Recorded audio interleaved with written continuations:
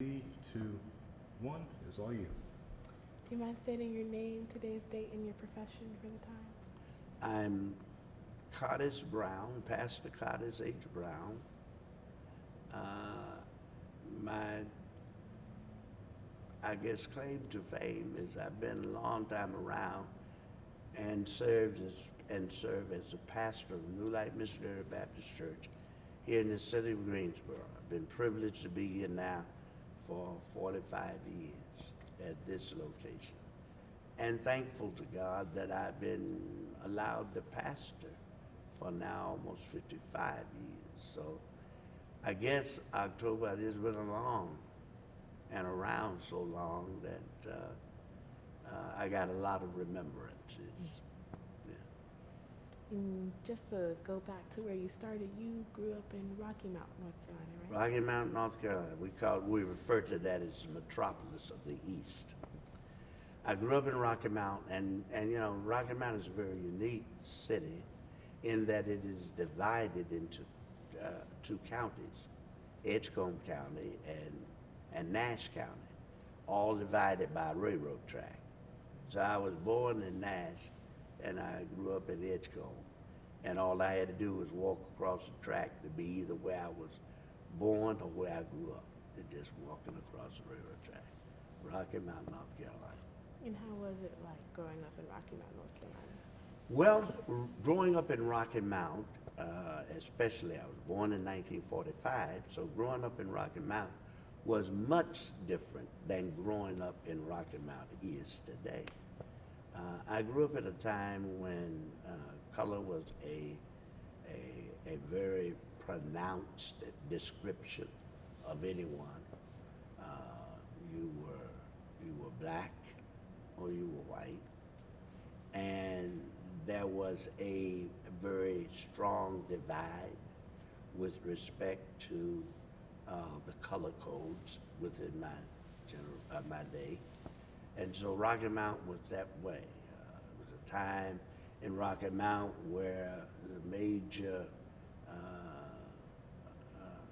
income was derived from things like tobacco and cotton and so forth. And that required a lot of physical labor. And the laborers quite often were black. And the people who employed the laborers were white. And your ethnicity was so pronounced that words, the N-word and things like that were commonplace. So early on in my life, I got sort of involved because of my not being willing to accept the humiliating status of inferiority. And as a young person, I was affected to the degree that I did some things that were somewhat contentious or unacceptable in that day. I think the first time, this might surprise you, that I had opportunity to go to the place where the jail was, came as a result of drinking water from what we call a white water fountain. In that day, they had a colored and a white fountain at Belt Tyler's in Rocky Mount. I didn't see anybody around. I think I might have been somewhere about 12 years old. I was playing Little League and we were on our way home, so we stopped by Belt Tyler's to get some water. And there was a colored water fountain and also a white. I didn't see anybody, so I decided to drink from a white fountain to see what the difference was in the water. And as I did drink, I felt a hand behind my neck, and they said, "Boy, what are you doing? Can't you read? Don't you see that's for white only?" Anyway, it ended up that the police came, took me down to the police station, where the chief called my father. And my father came, and I was sitting there waiting to go to jail at 12 years old maybe. And my father walked in, and he was so upset.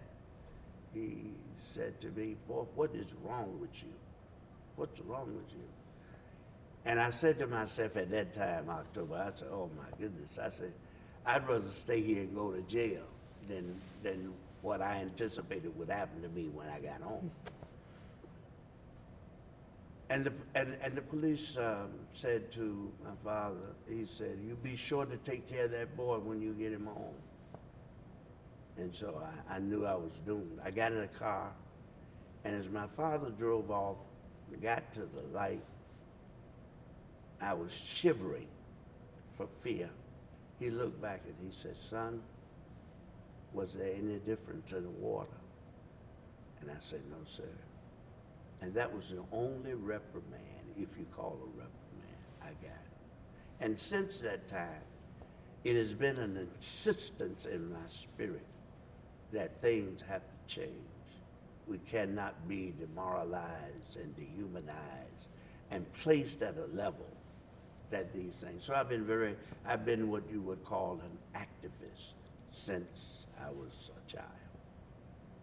And speaking of your father, he was a reverend also, right? He pastored for 56 years. And at a time when parenting was much different. You were not just a child of your parents, but your neighbors.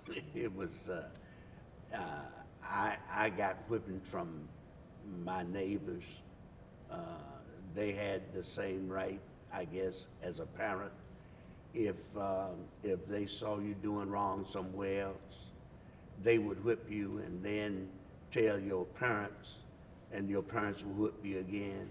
So it was a community. You were raised by the community, and during that time of segregation, we were much more clandestine. We were more joined together as units, and so my father being a pastor and my mother being a school teacher brought many people into our home.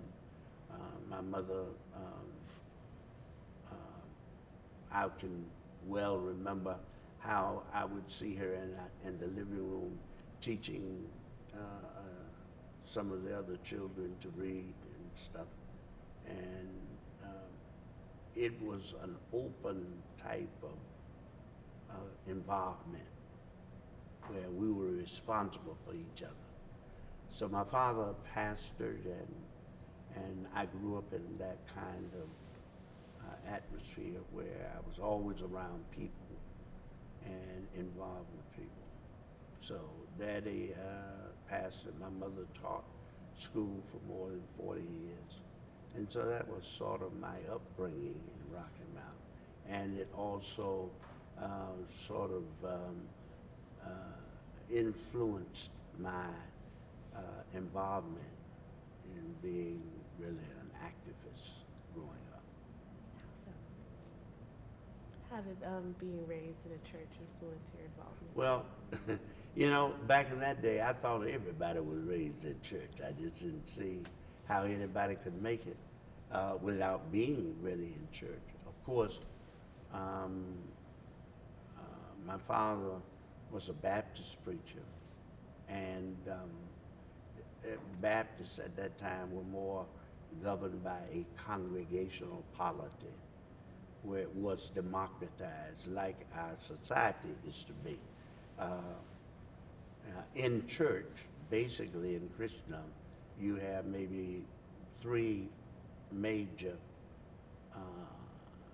practices of polity.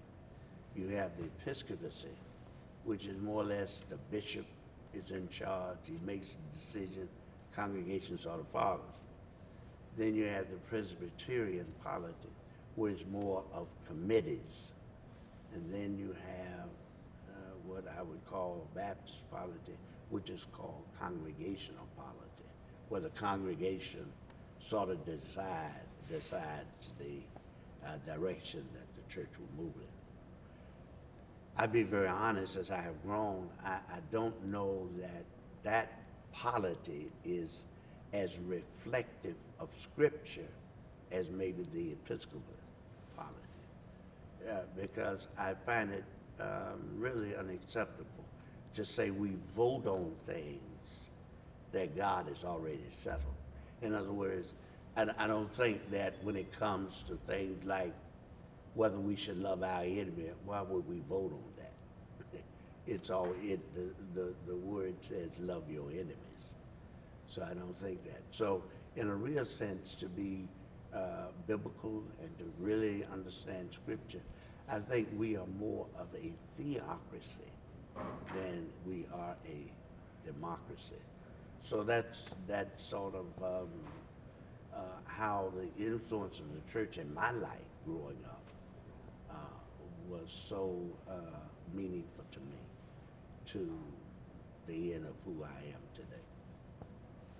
How did you begin getting involved after that incident at 12 years old? How did you start getting involved in your Well, I think that many things we are involved in, it may not be just determined by us that I will be involved in this or I'll be involved in that. Sometimes our situational experiences guides us and directs us in certain areas of life that maybe we did not intend to be there. You know, Scripture says our steps are ordered by the Lord. It also says in Romans 8:28, all things work together. Many times you may not know it, October, but there are some things that are working that will determine whether you will be in Greensboro or somewhere else tomorrow. We don't always pick and choose what we're going to do. Some things are beyond our capacity to fully understand. So I think that born in the day that I was born in and seeing what I had seen, and I think very much the reason I'm still here today is there's a contribution that I must make. I understand that you are talking about maybe being a historian or going into an area where you become a chronicler.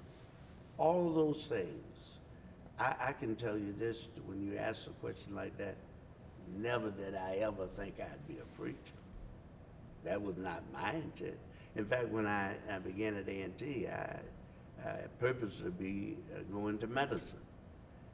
But as I got into analytics, geometry, and chemistry, and calculus, I determined, no, I didn't want to be a doctor, you see? So some things navigate you situationally. So I think that those things that were early on in my life sort of influenced me more than maybe I recognized then as I do now, that sort of brought me to where I am. In my day and time, Precious, it was almost impossible not to be involved in civil rights or in activism. So we have a lot of young people today, they have not a clue. They don't see. If I told you all of the experience of you would say nobody could treat you that way, but they did. You know, it was nothing in my day to be spat upon and you better not say nothing, or slapped and you couldn't do nothing. You know, you wouldn't accept it now. That is the changing of time. And there are things that no doubt your children will never believe that you experienced. But we are on a continuous journey that moves us.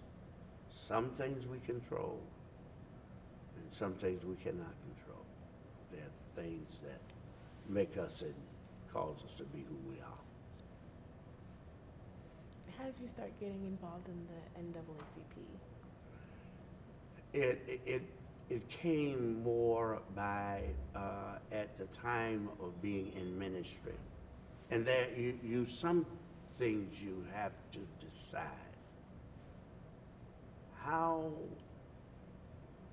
am I to carry out what I believe to be a vocational connection to what I do. And that means, vocation means a calling. You see, it's one thing to go to school seeking to discover an occupation that can bring income for your life. It's one thing to be professionally connected to what you're doing. You go to school, you want to be a teacher. It's good to be a teacher because you see that maybe I can provide for my family. But now more than you might know, teachers see themselves as being involved in a ministry, which is a calling. Because many times the pay is not really what you're there for, you know. In ministry, I don't believe you can effectively do it unless you believe what you're doing to be that which you would do if you didn't get paid, because it's a calling. So I was a sophomore at A&T at the time, that I knew I could not resist what I had to do. I remember my father and I were not very close when I was growing up. And I'd gone through a series of dreams. And in the dreams, I was preaching. The very thing that I say I'll never do. I used to resent so much my father always having so much time for other people. He was always gone. He was always in revival. And the one thing I said, I'll never be a preacher. That's what I said. But I had this series of dreams, and I remember when I was convinced that I could do nothing but preach. I remember calling my father about 2 o'clock in the morning, and I was led into ministry because in this dream I was preaching a funeral, and it was my father. And it was so real, October. I got up, and at 2 o'clock in the morning I called my father to tell him I'd been called to preach. And my mother answered, and when I asked for him, I knew she was going to say, your father's dead. But instead, when she gave him the phone, I simply said to my father, Daddy, I've been called to preach. And he said to me, I know, son. I'll talk to you about it in the morning. And that's how I began my vocation. And since that time, I started pastoring at an early age at 19 years old. I was still a student at A&T. For the first 5 years of my ministry, you can imagine to drive from here to the church I pastored then in Scholar Neck, 19 years old. And I would go down weekly. I had sort of what we called in that day a circuit. I pastored 4 churches. And we did this church one Sunday and another church on the next Sunday. And truly, it was probably some of the best days of my life. Can you imagine at 19 years old, I drive up on the campus of the church and other little children, I'm just 19, but children would be saying, the pastor's here, the pastor's here. And experiences that are impregnated in my mind, I'll never forget them. So from that, getting around people, think about this. In my day and time, seeing how people suffered, worked for nothing, were mistreated, worked and pushed around, called all kind of names. How could I be called to preach, see these things happen, and not feel a sense of obligation to be a voice for the voiceless? So in many ways, I had very little choice to become very actively engaged in speaking out and speaking for and speaking to situations. So because I was called to pastor early, from that time all the way up now, 55 years later, this has been my life, to stand up So the NAACP, the oldest and baddest and boldest organization, civil rights organization in the world, there's no organization in our 110-year history that is to be compared to the NAACP. It grew out of an awareness of the persecution that people were experiencing.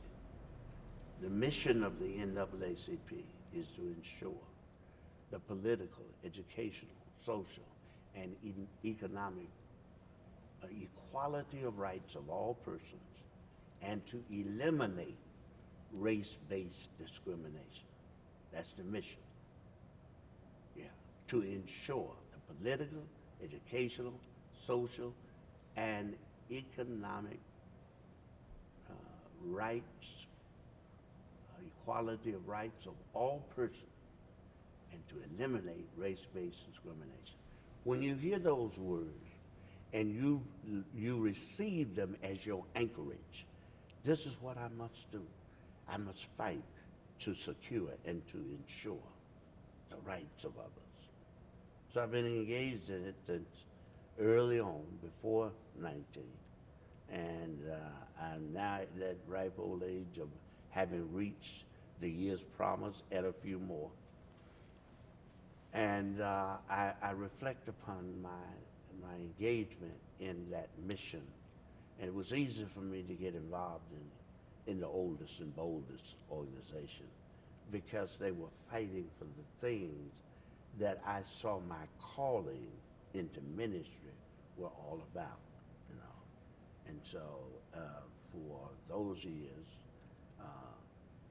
our civil liberties, our civil rights, the things that I do believe biblically are aligned with the profession of my faith in Christ. I am to, based on my interpretation and understanding of the scriptures, I'm to make the word flesh. It's one thing to get up and be an orator or a proclamator or a promulgator, prognosticator, a preacher of what we call to be the gospel, which is the power of God unto salvation. If that's the case, then I got to do more than talk it. I got to walk it and believe it and do all I can to enact it. So that's how I got involved in civil rights, because civil rights are human rights, and human rights are divine rights, and they are the right that every creation of God is entitled to. And what are some things, looking back on how long you've been in the NAACP, what are some things that you're very proud of to have achieved as your time there? Well, you know, my personal gains are not as important to me as the things that have been done that were consequentially to the benefit of others. There have been many things that I have received as honors and awards, and you know, just a few of them I have hanging on the wall or displayed in other places. But some of the things I've done over the years that have really led to some major changes that I celebrate when I think about whether my life has meant anything. I've pastored several churches, which means that I've had opportunity to touch many lives with the gospel, a word that leads to salvation. I've been blessed to have served on many boards and commissions. I've served on hospital boards. I've served as the chairman of the board of the Department of Social Services. There's just been so many opportunities. See, what I see is that God opens an effectual door of opportunity, and our responsibility is to seize the opportunity of the door that has been opened. So by him doing that, you know, I see everything that I've happened, even pledging a fraternity was all an opportunity to reach out just a little bit further to spread that gospel or good news. And now across the nation, I have probably close to 100 associates that I've licensed to preach. And when you ask me what can you look at your accomplishment, a lot of times it's not anything as it relates to my achievements. I look at the preachers that I've had opportunity to license to preach and say, these are my credentials. These are they who can speak for what I have done.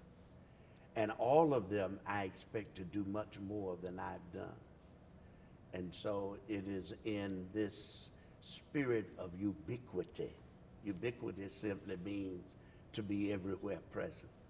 Well, there's only one way that I can be everywhere present is to in some way make copies of me and then send them everywhere.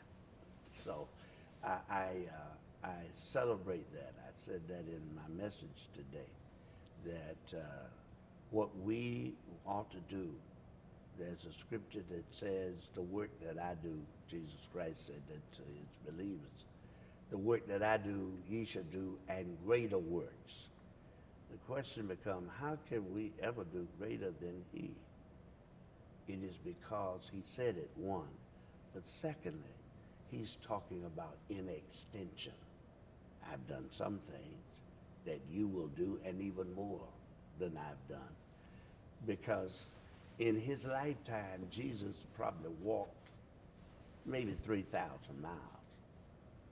But think about how many miles. I just going to Jerusalem, going to Tel Aviv, Israel, and Rome, I went more than 3. You say, so we are going further in extension. And as you go, you take this word with others, and you find that people are led out of dark places or out of darkness into light, and we become more knowledgeable. The beautiful thing about study is that it approves you. You become more aware of your purpose and time in this life is a privilege that many things can be done by and through you. And so I guess in my case, I thank God for the many evidences that in some way what I've done has touched and improved the lives of others. And so my accrements, things that, where people, I just came back and I received at the our national convention, what is considered to be one of the most prestigious awards. It was the Benjamin Hooks Keeper of the Flame Awards I received this year. And I think that, inducted into the Morehouse Board of Preachers. All of those were good, and I appreciate them because it says that somebody has noticed something in you that gives you this recognition. But when I can see a person like you, October, and you say, in meeting him and talking to him, he tried to inspire me. You noticed the first thing I asked you was, what are your aspirations? And you told me, and I said, you can do it, and it will make the world better. Because when you are a chronicler, when you are a historian, when you're somebody that understands that if I can capture where we are now, so I convey it to those who are coming along, I can help to improve things, you see? So our contributions are intended to make things better for others.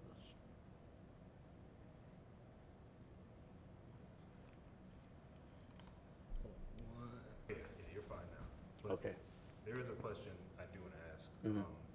So we talked a lot about your accomplishments and what you've been able to achieve and how you basically help improve society. But doing something like that creates a lot of enemies. Could you tell us more about your experiences with those? Muhammad wants to get into the fun stuff now. This is what, absolute. So, in answer to a question like, what has been consequentially things you've had to deal with because of being an activist, being one who is outspoken, one who is always defending and arguing the interests of others? Well, I don't know how many times I've gone to jail. I don't know how many times I've participated in what we call civil disobedience. I remember years back, we had an issue with the Kamara that had come, the DC distribution center, open here in Greensboro. As a result of seeing the inequities that were practiced by the company to the employees, they hired a lot of temporary. That was to keep them from having to pay the basic things that were, generally expected, insurances and things like that. To avoid that, they would hire temporaries, and you would work, but you didn't get benefits. So we took to the streets, and of course, I, along with others, were arrested, fighting for the rights of others. Well, that wasn't the only time. I remember Dr. William Barber, of course, many know across this nation, principally he initiated what we call Moral Mondays, and I was arrested then. I remember other times I was arrested here in Greensboro during the time when we had the protests with respect to things that the city was doing that showed that equity and equality was not being practiced, and some young students were arrested. Well, the next day, preachers got together and we were arrested. So consequentially, when you speak out and become a voice, you can express or you can expect some resistance, some contentions, some greater intimidations and harassments that you will get. I've experienced all of that in life in fighting in the interests of others. So many of those remembrances, you would look at them and you would find them as something that you would do all you can to avoid. But then you come to the place when you see the effectiveness of your protests, your outspokenness, and what is happening as a result of it, that you even are moved to do it even more. I do believe that's what, in my lifetime, I was privileged. One of the persons in life that I had opportunity to meet and sit down and talk to was Martin Luther King. And people talk about it today, but he was a very real person, a genuine person. He was a person who really believed in what he was doing and even understood consequences. Martin King knew that his life was constantly under threat, always. As I have come to recognize and have been threatened many times because of my activism. And, but you realize and you understand, last night, for an example, at our NAACP state conference, William Barber, Dr. Barber, Bishop Barber now, spoke. His life is constantly being threatened by his involvement and his outspokenness. But you have to come, even as Martin King and many others who were with Martin. Jesse and I, we were in school together. We're very close friends today. Jesse Jackson, Wyatt T. Walker, who was one of his lieutenants. We played golf together. Annually, we would play in a golf tournament. We call it the Saints and Sinners Golf Tournament. So Wyatt Walker and all of these persons who were very influential in my life and instrumental in my life. Gardner Taylor, these are names that some people, those in the world of proclamational ministry will know these names, but they were the persons who were the icons of my admiration. So there's always some risk involved,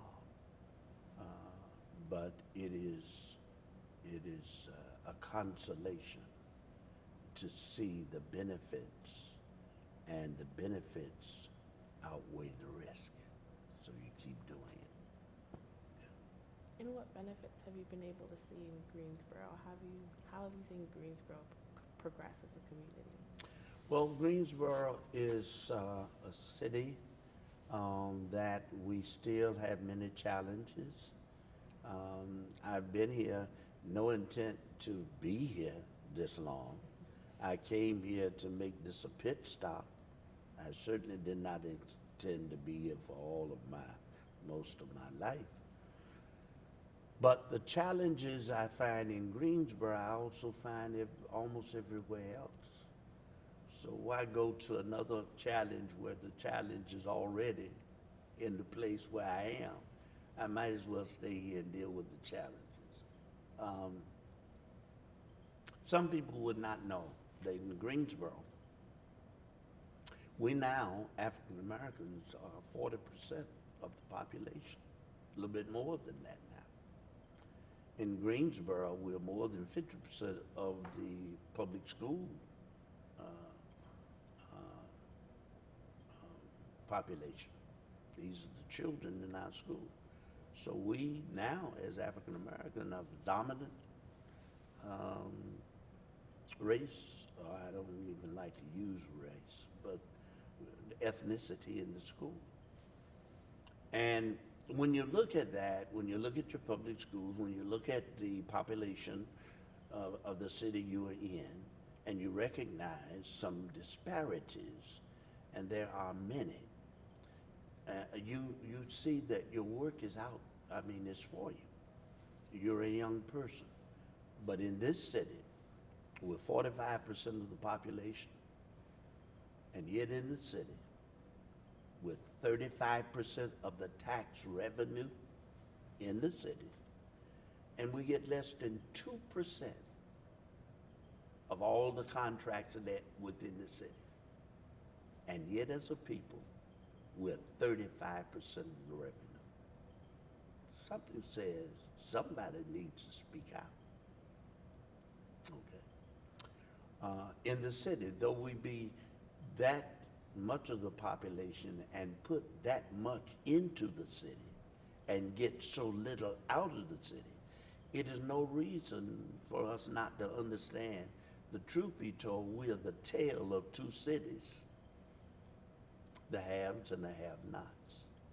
And many times the have-nots are victims and being victimized by the haves. And so you have to speak out. We had a disparity study in the city of Greensboro. Griffin and Strong performed it. They came up with many inequities, things that are not fair.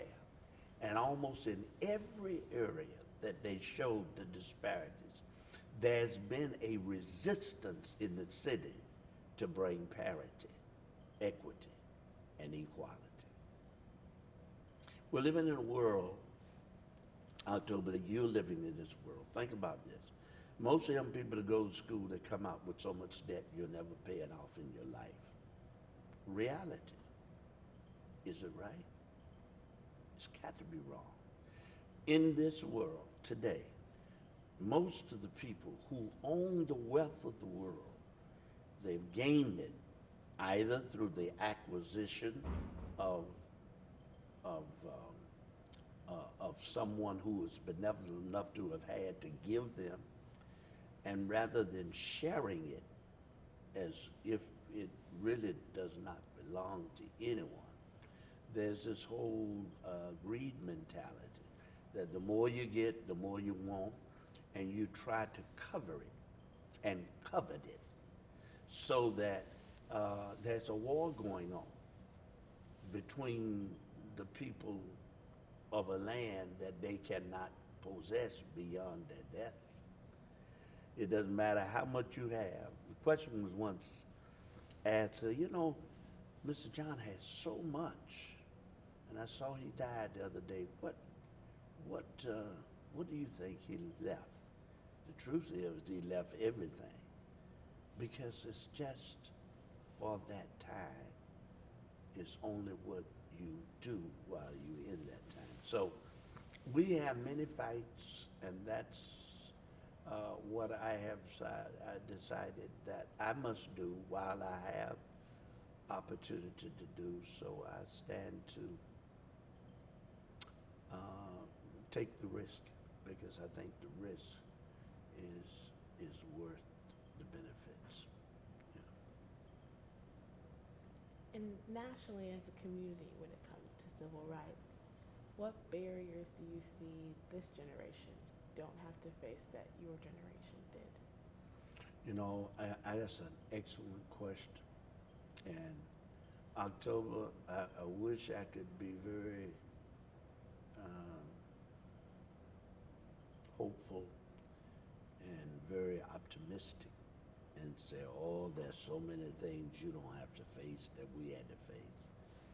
Most of the things that back in my day that we faced, the threat of bodily harm, they're back. Think about this. It was nothing in my day for a white person to slap you and you had no recourse, you know, because to slap them back, it would lead to your imminent death, right? Well, look at today. Today, we've had so many African Americans killed by police officers. The other day, there was a young lady who said she'd gone to the wrong, she was a police officer, she went to the wrong place, she shot a man. And that's the first time that I can recall in quite a while anybody who was a law enforcement officer prosecuted or found guilty of just taking abuse and power. I can go back. Dante Sharp was released after 25 years of incarceration for a crime he did not commit. And that's one of the things we celebrated yesterday at our state conference. 25 years. And really the Innocence Project knew that he could not have committed the crime he was accused of. And even our governor, right now, Roy Cooper, when he was the Attorney General, and we discovered that he was being wrongfully incarcerated, said, well, all you got to do to go to the governor and present the case, and he should give him a pardon. Well, what happened when he became governor? We just said, well, we got this knocked now. He told us what to do. Went to him and said, well, Roy, you told us, now you the governor. Can you pardon a man you know is wrong? It took until just a few days ago that he was finally released after all these years. So, those accounts. There's a young lady, we just got out this weekend, Catrella Harris, 14 years old, she went in jail because there's a thing called felony murder. You don't have to do a crime. Just be with somebody who does it. You can be charged with the same crime. They call it felony murder. There's so many things. When we talk about prison reform, when we talk about the legislative reforms that we need to make it a fair playing field, think about this. We only are about 12% of the population of the country. And yet, we're almost 50% of those who are housed in jails and prisons. There are more people in prison in this country that we call home than all of the other industrialized countries in the world. You know why? Profit. Right now, we're trying to privatize prisons so that the rich people can make money off of people being warehouses in jail. You got a president who right now treat people who just are coming to try to save the lives of their children. And he was serious when he said, if you come over the border, we're going to shoot you. They said, you can't do that. You can't do that, not in this country. He said, well, just shoot them in the leg. This is what you have in the White House. So when we talk about civil rights, when the word is not starting with a C but S in the minds of those who have the silver and gold, they don't care anything about your civil rights, your C rights. No. So we're living in some critical times, and even though we were at risk of being consequentially hurt or endangered if we fought back in my day, in this day, I've seen so many young people killed, destroyed.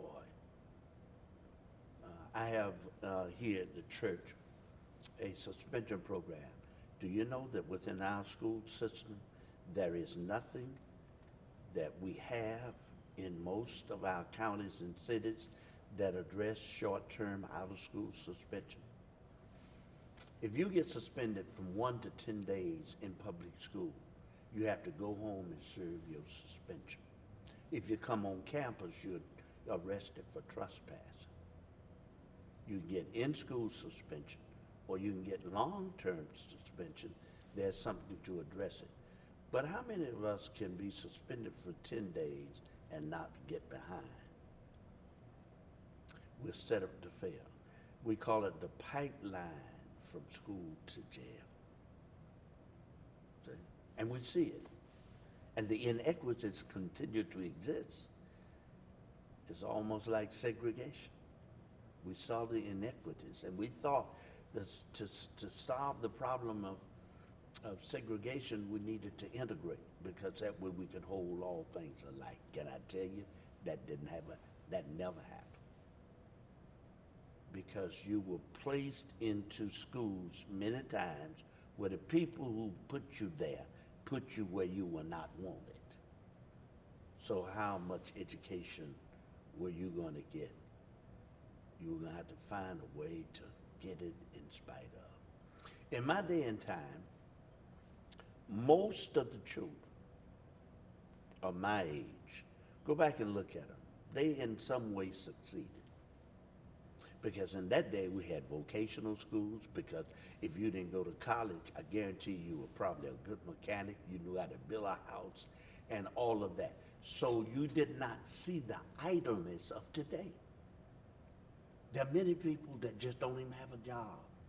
And then the sad thing is they don't have a capacity by which they can create income. You look at a lot of the people. We have to make income the best way we can. The Snoop Dogs, you know, you get your rap, you say something, you go out, and our fascination is with sometimes the vulgarity that impresses us is really that which destroys us. Tupac, all of the ones that we sometimes revere and celebrate, they act out what they sang. And you have one or two. Snoop Dogg has come out with a sort of a religious rap song, and he and some of the clerics. And in many ways, I applaud him, because that's a rarity. Everybody don't come out of that, you know. So there were many who lost their lives just bringing out their true feelings. So if you hate the police, and you rap that you hate the police, don't fool yourself. It's not always you are endeared by the people you rap about. So they find ways and means to retaliate. And so we're in a situation where the consequences of our involvements can be endangering.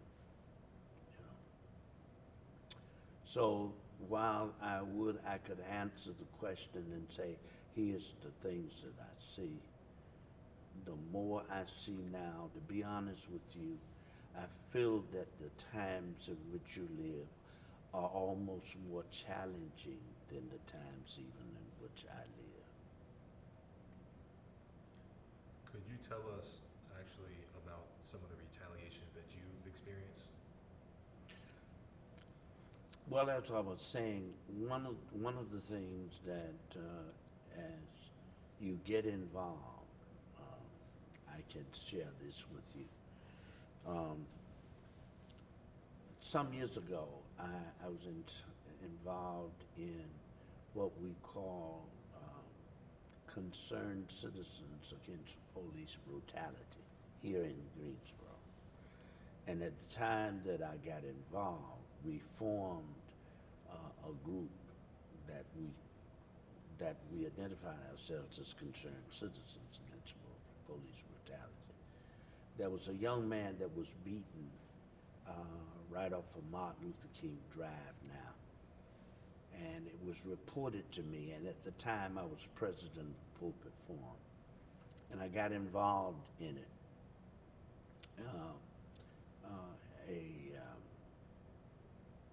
A police officer saw these young people, and the driver,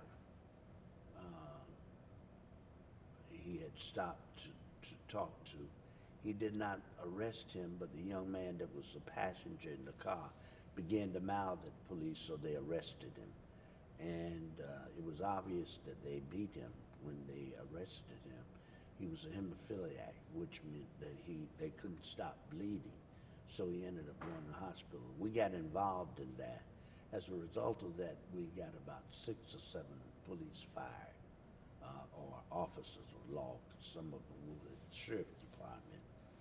And when that happened, we were celebrating the fact that we had had a major accomplishment. These officers were fired. But consequentially, the young lady, or that time, my minister of music's granddaughter was beaten by the person I was defending.